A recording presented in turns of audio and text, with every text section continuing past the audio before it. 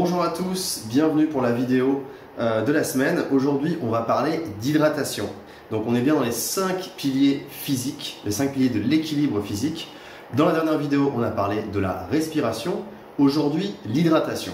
Il faut savoir que 75% des Français sont généralement déshydratés, sans s'en rendre compte.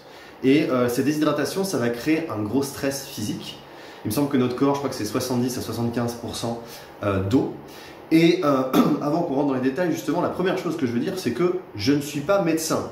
Je ne suis pas médecin. Prenez mes conseils comme des conseils, justement, et parlez-en à votre médecin si vous avez plus de questions. Je ne suis pas médecin, je ne suis pas nutritionniste. J'ai simplement appris différents outils qui ont eu un grand impact sur ma vie. Je m'appuie sur des données scientifiques quand je les partage. Je vais mettre mes sources, notamment sur les différentes vidéos. Mais moi, je ne suis pas médecin. Donc, toujours vérifier ces données avec votre médecin généraliste.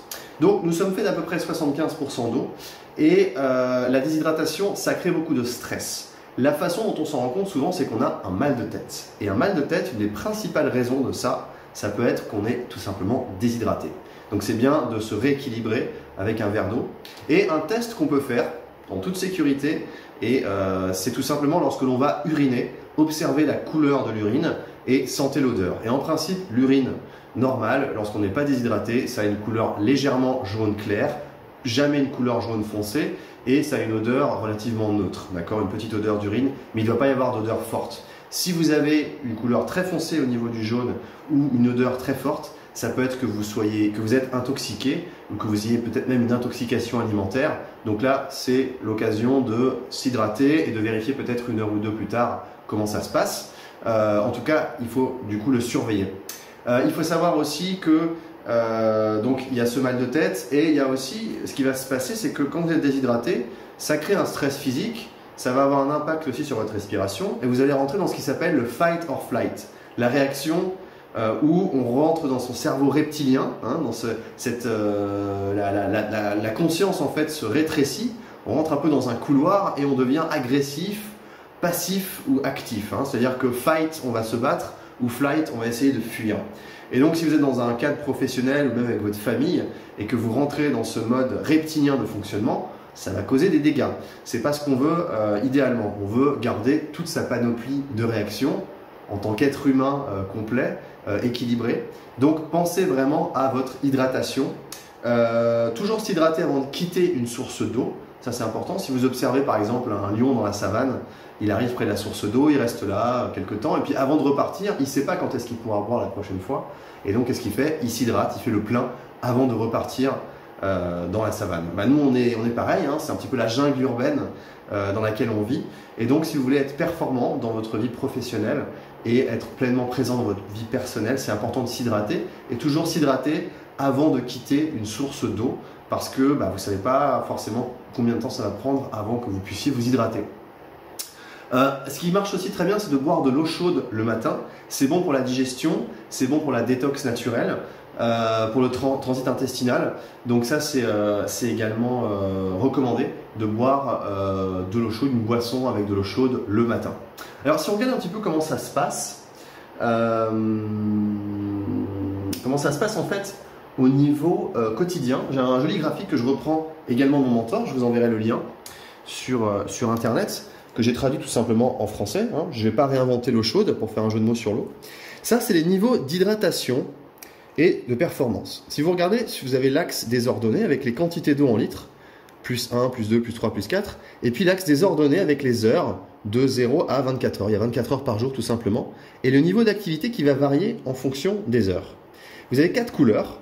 Bleu, c'est au top. Le top, c'est la zone idéale et c'est à plus ou moins 0,5 litres, donc 50 centilitres par personne. C'est là qu'on est dans la zone d'hydratation optimale, le bleu.